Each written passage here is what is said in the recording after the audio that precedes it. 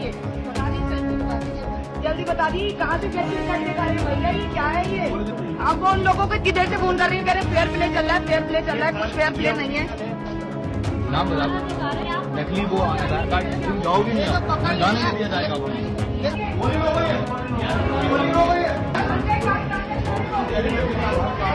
लोकसभा चुनाव जिसके पहले चरण की वोटिंग के लिए महज 14 दिन बचे हैं, जिसके लिए सभी तैयारियां लगभग पूरी हो चुकी हैं, लेकिन चुनाव के दौरान फर्जी वोटिंग का एक बड़ा मुद्दा भी अभी बना हुआ है।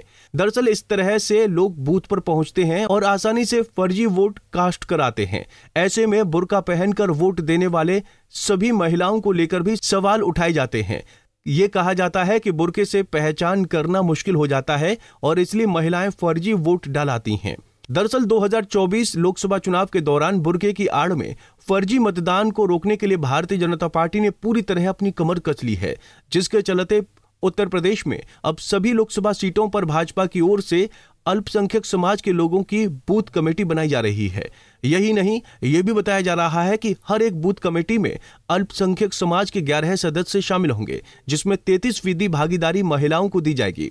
भारतीय जनता पार्टी अल्पसंख्यक मोर्चा लगातार जो एक मुद्दा रहा है कि मतदान के दिन फर्जी वोटिंग होता है, उस फर्जी वोटिंग को रोकने के लिए हम सब लोग हर बूथ वाइज 11 अल्पसंख्यक समाज के लोगों की कमेटी बना रहे हैं। उस कमेटी के अंदर निश्चित रूप से महिलाओं की भागीदारी बड़ी होगी, 33% की भागीदारी रखी है और उसी भागीदारी के तहत बूथ एजेंट मुस्लिम महिला हो, ताकि नकाब की आड़ में या बुर्के की आड़ में फर्जी मतदान ना हो पाए। ओरिजिनल मतदाता वोट करे। जो फर्जी मतदाता है, जो बहुत ज्यादा चुनाव को प्रभावित करता है, ये लगातार चुनाव में मुद्दा रहा है। हम ऐसी अपने महिला पोलिंग एजेंटों के माध्यम से उनको इस बार वोट फर्जी नहीं करने देंगे। दूसरा, भारतीय जनता पार्टी इस बार जहां 40 वोट पाती थी, वहां 400 वोट पाएगी और जहां 4 वोट वहां 100 वोट। हर बूथ पर 11 लोगों की कमेटी होगी जो निश्चित करेगी कि इस बार बड़ी तादाद में भारतीय जनता पार्टी को वोट हो, सपोर्ट हो और हम इस बार मुजफ्फरनगर की 100% हर बूथ पर अपना पोलिंग एजेंट खड़ा करने वाले हैं। बासित अली ने भी बताया कि फर्जी वोटरों की पहचान उनकी शक्ल देखकर की जाएगी और इसकी जानकारी मतदान अधिकारी को दी जाएगी, क्योंकि विपक्ष एक ही बूथ पर अपने लोगों से कई बार वोट डलवाता है और एक ही वोट कई बार पड़ता है, जिसे रोका जाएगा। बासित अली ने यह भी कहा कि बीजेपी अल्पसंख्यक मोर्चे की मुस्लिम महिलाएं फर्जी मतदान को नहीं होने देंगी और मोदी को जिताकर कमल का फूल खिलाएंगी।